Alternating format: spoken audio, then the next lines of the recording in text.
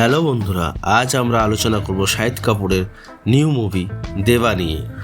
গত বছর তেরি বাতোঁ মে ऐसा उलझा जिया তে তার চকলেট বয় অবতার দিয়ে মন জয় করার পর শাহিদ কাপুর তার পরবর্তী দেবা তে তারই রাগী যুবক লুক দিয়ে পর্দায় আগুন ধরিয়ে দিতে প্রস্তুত।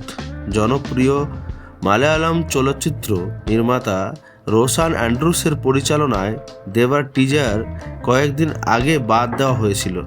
শাহিদকে তার বচ্চন অবতারের প্রকাশ করতে দেখিয়েছিলেন, যা দর্শকদের মুগ্ধ করেছিল।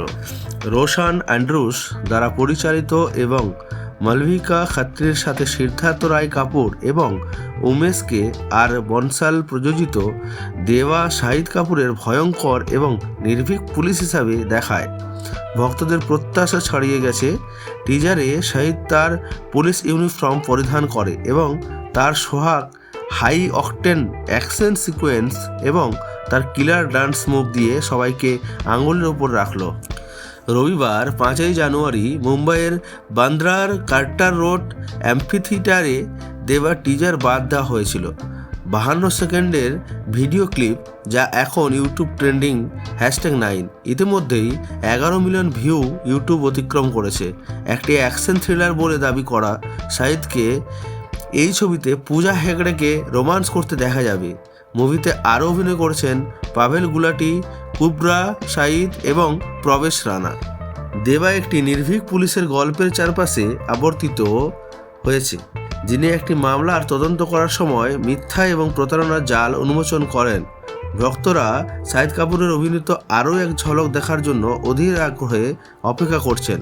সাংবাদিক এবং চলচ্চিত্র সমালোচক উমাইর সান্ধু দেবা ট্রেলারে তার একচেটিয়া পর্যালোচনা শেয়ার করেছেন।